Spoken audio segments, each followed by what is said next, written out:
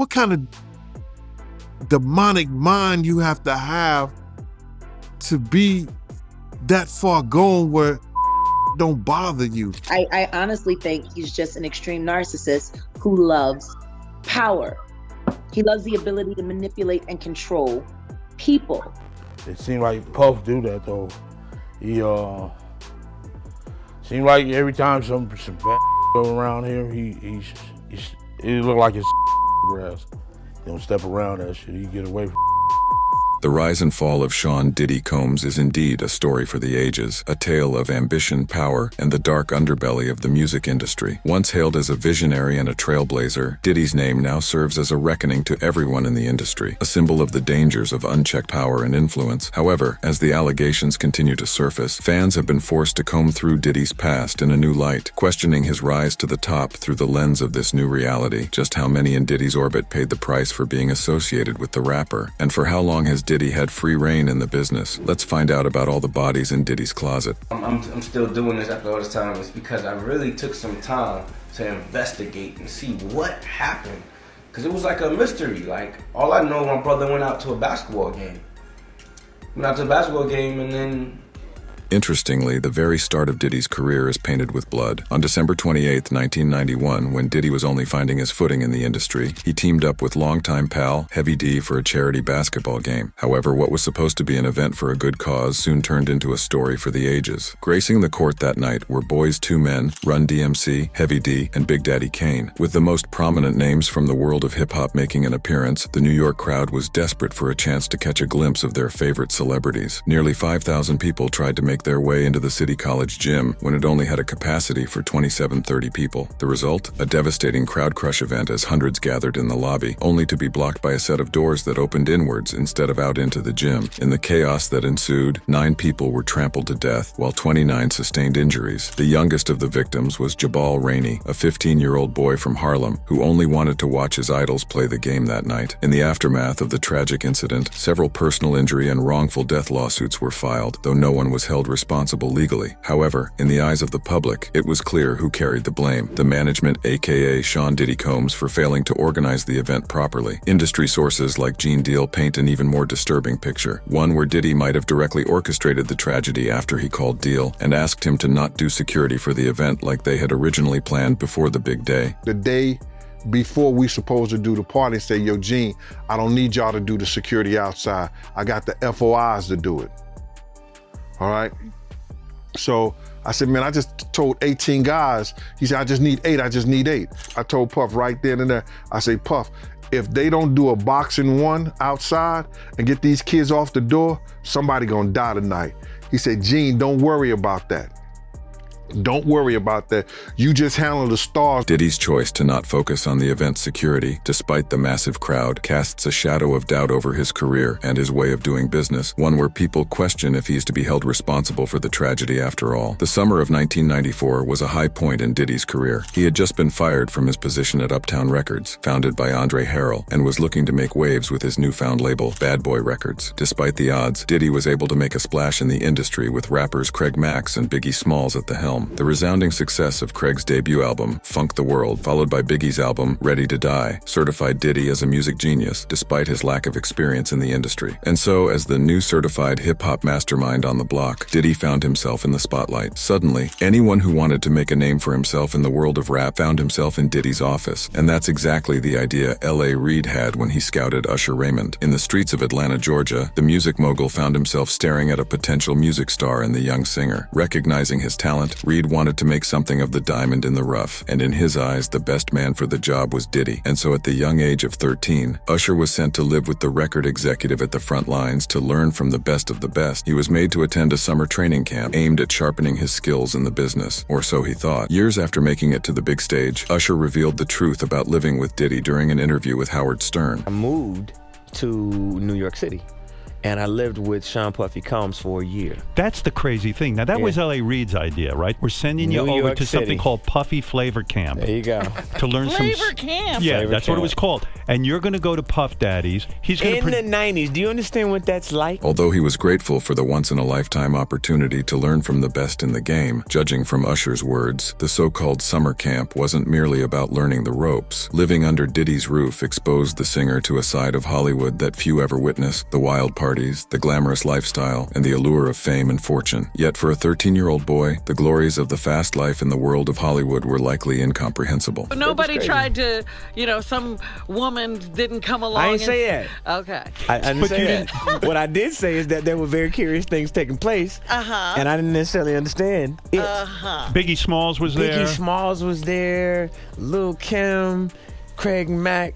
All these people are hanging around. Yeah, man. Faith Evans, And your parents Jodeci, were Mary J. okay? Blige. They didn't know nothing about this shit. Although Diddy was an adult, he was no role model, letting Usher stay up till 4 a.m., partying with older dudes, and even giving him pocket change. The young boy had free reign, painting a troubling picture of Diddy's approach to mentoring someone. While Usher may have ultimately thrived despite these circumstances, it's clear that Diddy's influence was not always conducive to a healthy and nurturing environment for a young aspiring artist. The fact that Usher doesn't seem enthusiastic about sending one of his own children to Diddy's summer camp speaks volumes about the concerns surrounding the record producer's training methods. And this is where things get interesting. For years, there's been growing speculation about Usher being the first of Diddy's alleged victims. For context, Diddy started out in the business after his longtime friend Heavy D introduced him to Andre Harrell, the owner of Uptown Records. And though Diddy was only in university back then, he found himself working with one of the biggest names in the industry. In fact, Andre was such a fan of Diddy's work that he offered him the full-time position of vice president at his record label at the young age of 20. Although Andre's decision to hire an undergraduate paid off in the long run, his move raised a lot of question marks at the time. Diddy might have had an innate talent for this line of work, but a VP position straight off the bat was a bold move, one that's not often handed to artists who lack the traditional experience in the cutthroat world of hip-hop. So why did Diddy get special treatment? American singer and industry whistleblower Jaguar Wright hints at a dark narrative of music producers preying on young interns in exchange for power and money. Most likely because he was victimized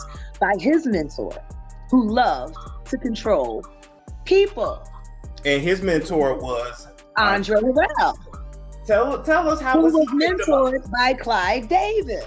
According to her, Andre was offered the same opportunity by music tycoon Clive Davis, owner of Arista Records. In a bold statement, Wright claims that Davis took advantage of a young Andre. However, Andre kept quiet about it and was compensated fairly for his cooperation with a record label of his own and the keys to a music empire. And don't tell me that Andre Harrell got touched by Clive Davis too. I'm telling you, I don't know what happened between Andre and Clive. What I do know is that Andre got passed over. Like, how do you go from being the president of Uptown and losing your entire company to your intern? The continuation of the story paints a complex picture of mentorship and influence in the rap world, where the line between empowerment and exploitation can often blur. In Wright's words, instead of breaking the cycle, Harrell chose to follow in his mentor's footsteps by scouting a young Diddy. And when the time came for Diddy to choose between staying a victim or becoming a perpetrator, he chose the latter by taking Usher under his wing. Although the question of whether Diddy took advantage of the young singer hangs in the air, Usher's words serve as a cautionary tale, underscoring a need to raise a conversation about mentorship and influence in the world of rap. As time went on, it would turn out that Diddy was only getting started. With the rappers under his label climbing the charts, Diddy's name began to command respect in the industry. However, for Puff Daddy, he had only scratched the surface. With a voracious appetite for unlimited power and unrivaled popularity, Diddy sought to expand his kingdom. By now, Sean had learned to work the playing field to his advantage, not even shying away from violence if the situation called for it. Unfortunately for Diddy, competing with him for the throne of hip-hop was California's record label, Death Row Records, which was equally successful as Bad Boy Records, if not more, with Tupac Shakur at the helm. Thanks to his raw music and lyrical prowess, Tupac's sound resonated with millions across the globe, posing a significant threat to Diddy. However, with a crazy ambition to have a monopoly on the game, Diddy set the pieces in motion to claim his territory. In 1994, Uptown Records producer Ron G asked Tupac to record a verse for one of Biggie's songs. Tupac agreed to the price of $7,000. And so once the kinks had been ironed out, Tupac was called to Quad Studios to record his part on November 30th, 1994. However, the simple recording session turned into an incident for the 8 o'clock news that night. Upon hearing his name being chanted by the Bad Boy crowd and mistaking it for anticipation, Tupac pressed the button for the elevator, only to be greeted by two masked men. According to reports, the unidentified men tried to rob Tupac, leading to an altercation that eventually escalated into a shootout. In the aftermath of the incident, the rapper was shot 5 times and rushed to the hospital. Although Tupac recovered from his injuries, the pressing concern was who was responsible. Well, in Tupac's eyes, it was all the doing of one man, Sean Diddy Combs. The rapper strongly believed that he had been set up by the music producer for a trifle battle over the throne. Though Tupac couldn't do anything about the incident, given his 8-month incarceration at the time, he didn't refrain from publicly speaking up about the matter. In his interviews from behind bars, Tupac pointed the finger at Diddy, claiming that the producer had been keeping tabs on his location before he arrived at the studio that fateful day by repeatedly calling him, only to set him up. However, Puff could not afford the controversy, and so in an attempt to maintain his image, he went above and beyond mere interviews by visiting Tupac in jail and assuring him that Bad Boy Records had nothing to do with the attack. However, as time went on, numerous industry sources would come forward to say otherwise, including Diddy's bodyguard, Gene Deal. The people who knew what was going to happen to Pac was in the studio, was in the part of the Quad studio with Jimmy Hitchman, and that was Andre Harrell and Puff. His claims were further supported by Los Angeles Times journalist Chuck Phillips in an interview with MTV back in 2018. Phillips claimed they were advised in advance of what was going to happen. They did not know the assailants were going to be shooting. In fact, the assailants were told no shooting, but Tupac pulled a gun and it went haywire. It was supposed to be a severe beating. Phillips arrived at the conclusion after years of probing the incident and discovering secret documents from an FBI investigation that supported his version of events. However, despite Diddy's attempts to clear the air, lines of animosity had been drawn. Had no knowledge of him going to be robbed. Following the incident, Bad Boy and Death Row Records found themselves on opposing sides on the rap battleground. As the days went by, the rivalry only intensified. On September 23, 1995, the Bad Boy crew gathered at the Platinum House nightclub for Jermaine Dupri's birthday. Diddy and his crew enjoyed the night until trouble came knocking at 10 p.m. The Death Row crew had made an appearance, namely Suge Knight and Big Jake. The two parties ended up clashing in the club and were eventually kicked out for causing a disruption. However, this is where the story takes an intriguing turn. According to reports, the two parties were able to hug it out outside the club. However, as the men shook hands, they found themselves alarmed by a man firing his gun in the air from across the road. In the chaos that followed, someone walked up behind Big Jake and landed a fatal shot. Unfortunately, Big Jake did not win the battle of life that night. For Death Row Records, the passing of Suge's best friend would prove to be a heavy loss. An investigation was launched, and to everyone's surprise, Diddy's bodyguard, Wolf, was deemed responsible, raising questions about the execution of a sinister plot by the Bad Boy Records crew. And so, Jake and Wolf is walking behind him. All of a sudden, somebody started shooting across the street, and I knew Mark was at the front of the gates. Yeah, I'm at the front. I know he was up there strapped. And I'm like, who the fuck is out there shooting? Who came out of nowhere and just touched Jake. And Jake was about 400 pounds.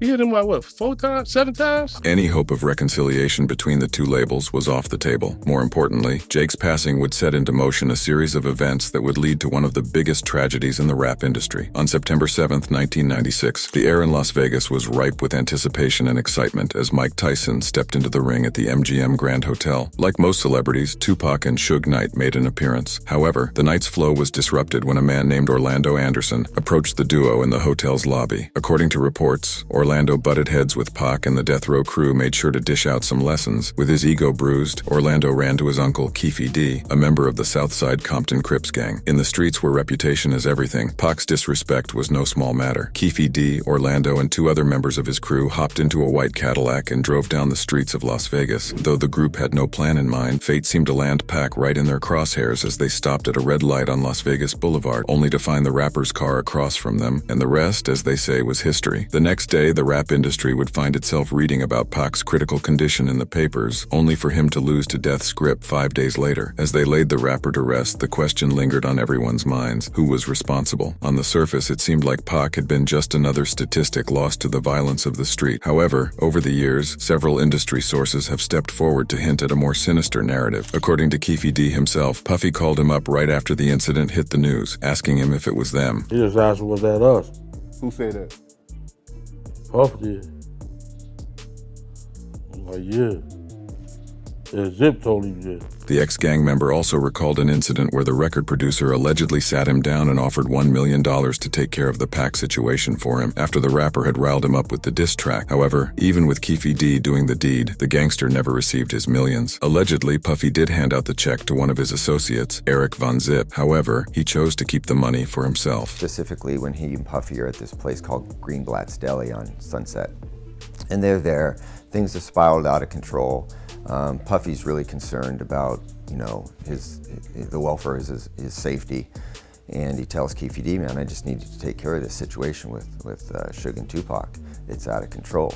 But thank God he never gave him the money, right? Think about it. If he gave the money, Puffy will be in prison now, money for hire. Despite the whispers of Diddy's involvement in Pac's untimely demise, the record producer is yet to be implicated for his crime. And so until concrete evidence emerges, Diddy remains innocent until proven guilty in the eyes of the law. That said, Tupac's passing had changed the rap world. With bad boy artists on their guard for a possible counterattack, tensions ran high in the air until the unthinkable happened during the Soul Train Awards of 1977. Given the event's location in Los Angeles, bad boy artists like Mace and Biggie Smalls wanted to steer clear of the awards. However, for some reason, Diddy wanted his crew to attend, even Biggie, who had been involved in a car accident and was avoiding flying. With Diddy bringing down the hammer on his artists, Biggie was forced to cave into his wishes, and he found himself on a flight to Los Angeles, a decision that cost him dearly. Apparently, Clive Davis had Biggie booked for a media appearance in London the very next day, which meant that Biggie had to fly out right after the awards. Yet for some reason, Puff wanted Biggie to attend a party in LA that night. Clive and Puffy clashed heads over the matter, with Puffy eventually getting his way. As the crew partied through the night in Hollywood Hills, with Biggie in attendance, the celebrations were cut short when the LAPD showed up due to a noise complaint. Following the disruption, Biggie and Diddy left the party in their separate cars, a decision that would cast a shadow of doubt around Puffy for the events that transpired next. That night at around 12:45 p.m., when Biggie stopped at a red light on Fairfax in Wilshire, the rapper was gunned down the same way Pac was, dealing yet another blow to the rap world. As the industry reeled from the loss, many thought that this was the work of Pac's crew in retribution. However, over the years, several sources have stepped forward to lay the blame on Diddy, accusing him of having ulterior motives for forcing Biggie to attend a party instead of an international media junket that could have furthered his career.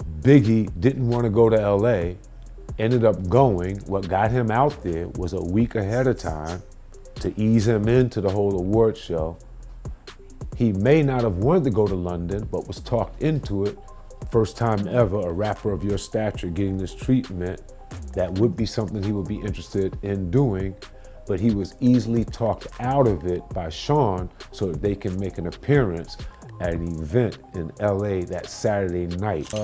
People that didn't like us on the East because we thought we were too much of ourselves or for ourselves. The fact that Diddy was on a flight to San Diego only 2 hours after Biggie passed away added yet another layer of intrigue to the matter, raising questions about Diddy's true motivations. Did he sacrifice one of his own to squash a beef, or was it merely fate rolling the dice? Puff went to San Diego and they put him on a jet about 2 hours after Big died. As time goes by, the truth behind Biggie's untimely passing may never come to light, lost to the sands of time. Yet the cloud of suspicions and controversy that hangs over the record executive serves as a warning to others in the industry, one that rapper Shine should have paid heed to. With Biggie gone, Diddy needed someone to fill his shoes. As fate would have it, his paths crossed with undiscovered talent, a Flatbush rapper, who the world would come to know as Shine in 1998. Impressed by Shine's untapped potential, Diddy didn't waste a second to offer him a deal worth millions. Complete with 2 homes and 3 cars, Shine had landed upon the opportunity of a lifetime. Meanwhile, Diddy had found a new face for his label. However, what people conceived to be a successful partnership was put to the test on December 27, 1999. As the winter breeze swept through Times Square, Diddy and then girlfriend Jennifer Lopez stepped out with Shine to celebrate the completion of his debut album. However, the festivities of the night took a turn when Diddy bumped into Brooklyn gang member Matthew Allen in a club, or as the streets called him, Scar. That simple brush of shoulders would change the course of many lives that night. Words were exchanged, and as temper arose among the men, Scar pulled out his gun, leading to a shooting that left 3 people injured. The next day, Shine and Diddy found themselves sitting across from a police officer's desk instead of gearing up for an album release. Considering the fallout of the shooting, Diddy found himself in serious trouble for the first time in his career. However, by now, Sean had carefully solidified his standing in the industry, and with that standing came connections, ones that could get Diddy out of the world of trouble he had landed himself in. The record producer enlisted the help of A-list lawyers, others, namely Johnny Cochran and Ben Bronfman, who earned their paycheck by keeping Diddy out of jail. However, Shine was a different story. The young rapper was abandoned by his mentor to fight his demons on his own. Without access to the same resources as Sean, Shine's future looked grim as the possibility of a life behind bars hung over his head. Following trial, Shine was sentenced to 8 years in prison for reckless endangerment and gun possession. His career as a rapper under Bad Boy Records, that once looked full of promise, was now officially over, and Shine blamed one man, Sean Diddy Combs, for leaving him high and dry when trouble came knocking, and he made no secret of it. Shine's frustrations with Diddy ran deep as he accused the rap mogul of not only abandoning him, but also providing a witness during his trial that ultimately sealed his fate. The betrayal by his mentor and close confidant was a bitter pill to swallow for the Brooklyn-bred rapper, as he brazenly pointed it out in several interviews. With the idea that, you know, justice wasn't served here and that somebody turned his back on you. It's not a matter of, you know, turning your back on me. Like, how do you call a witness to testify against your comrade? Shine album didn't come out yet, so I didn't really have it like that. But at the point where, you know, he calling the witnesses, you know, to do me dirty, then you understand that, you know, well, man, if these guys is working for him, because I went to the judge like 3 times complaining about inefficiency with my lawyers, because they was just dumbing out. Though the rapper has since then made peace with Sean, attending the 2012 Paris Fashion Week with him, the question lingers, did Diddy really sacrifice Shine to save himself? The speculation surrounding the incident raises questions about the record producer's loyalties. Is it the relationships he forges with the rappers under his label, or is it the fame and power he spent half his life relentlessly pursuing? And if it's the latter, just how far is Diddy willing to go to protect his interests? Interestingly, Diddy's relationships over the years echo the same controlling behavior and penchant for violence. In 1993, a receptionist working at Uptown Records caught Diddy's eye, who the world later went on to remember as Kim Porter. Love was in the air as the two began dating instantly, with Diddy even taking on the role of a father to Porter's son Quincy from her marriage to rapper Al B. Sure. As the pair graced the red carpets, fans fawned over the happy couple. However, behind the scenes, Porter was living a different reality. According to multiple reports, Kim suffered abuse at Diddy's hands for years. He put her in a certain position, in a certain situation, and a certain time in her life. You understand what I'm saying?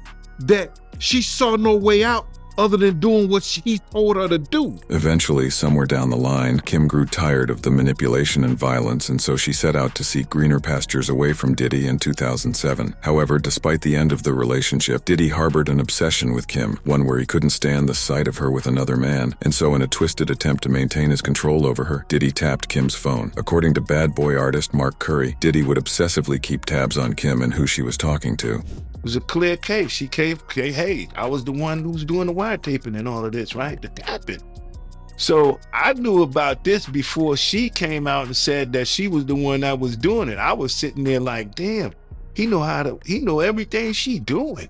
He know her conversation. I'm sitting there like when I'm sitting there right there next to him, when I'm hearing them saying, this is what Shakira Stewart was saying to Kim Porter on the phone. And so when Diddy overheard her conversation with potential partner Shakira Stewart, a respected lawyer turned record label executive, Diddy's obsession turned to mania. According to several reports, Diddy tracked down Stewart, handing out some lessons. That made him so mad at Shakira Stewart when he went to L.A. Reid party, hit him with the chair. What's more, he allegedly lured Kim on a yacht only to grill her about her alleged relationship. The verbal confrontation soon turned into a physical one, leaving Kim with a broken nose. He bust her nose. She said they tried to make it seem like she slipped and fell. However, that would only prove to be the beginning of Diddy's madness. On November 1st, 2008, the industry would come to know about the real devil within the record executive as Stewart was found dead inside his Georgia home. The circumstances surrounding the former lawyer's death painted a disturbing narrative, suggesting that Stewart did not pass away from natural causes. Friends and family described Shakir as paranoid in his last days. By isolating himself in his house, Stewart gave the impression as if he was a prey hiding from his predator on the hunt. Although Diddy was never linked to Stewart's passing, the whispers of suspicions would only grow louder with time, especially with Kim's passing. On November 15, 2018, the world found itself in shock as they learned about the actress's untimely death in the news, leaving behind her 4 kids. According to reports, Kim had died owing to complications from pneumonia. However, whistleblowers like Jaguar Wright painted a more disturbing picture. Kim died from pneumonia, but there's the first coroner's report that said that she died it was ruled a homicide, and they found toxins in her body to prove that she had been poisoned. You know, they have poisons that create heart attack and pneumonia-like symptoms. Was Diddy capable of orchestrating the murder of his girlfriend? And if so, why? Well, both Jaguar Wright and Gene Deal have hinted at Kim writing a tell-all book exposing the skeletons in Diddy's closet. You want to know what they all had in common, though? The survivors and the late of Uptown Records, they were all writing tell-all books. Andre was writing a book right before he died. Heavy D was working on a book before he died. Kim Porter was working on a book before she died. After spending 13 years by Diddy's side, Kim had deep insight into the inner workings of the music mogul's empire. A tell-all book exposing all that Diddy had been hiding from the public would have left the record executive with no leg to stand on. However, despite the speculative connections, there's been no hard evidence tying Diddy to Kim's untimely passing. The shockwaves that rippled through the music industry following Kim Porter's death were only the beginning of a tumultuous period for Diddy. The real blow to the rap mogul's empire, painted with the blood of his comrades, came on November 16, 2023, the day his former girlfriend, Cassie Ventura, filed a federal lawsuit against the record producer, shaking the very foundations of Diddy's kingdom to its core. The lawsuit would cast a dark shadow on Diddy's remaining career, as she accused him of years of abuse. The R&B singer claimed that the rapper would force her into intimate encounters with other men and watch. The slew of allegations shattered the image that Diddy had spent his career building, revealing him as the devil that he had been rumored to be over the years. It was a reckoning as for the first time Diddy faced the consequences of his actions, disappearing from the stage and stepping down as Revolt chairman. And so, the death of his peers and the downfall of artists cast a long shadow over Diddy's career. The string of coincidences becomes increasingly difficult to dismiss, leading many to question whether Diddy's rise to power was built on more than just talent and ambition. Does the music mogul really have nothing to do with the passing of his ex-girlfriend's lover? And did he not order a hit on one of the biggest names in the rap world in a bid for the throne? If so, one question remains. Will there be a day when Diddy pays for his crimes? Or will he continue to get away with his shady dealings? As the scrutiny surrounding the former CEO intensifies, the veil of Hollywood's glitz and glamour lifts, revealing a darker reality where ambition and money collide with exploitation and betrayal. And so as the stories of endless lies and backstabbing unfold, the question remains, who will break the cycle of power and influence, and who will perpetuate it for generations to come?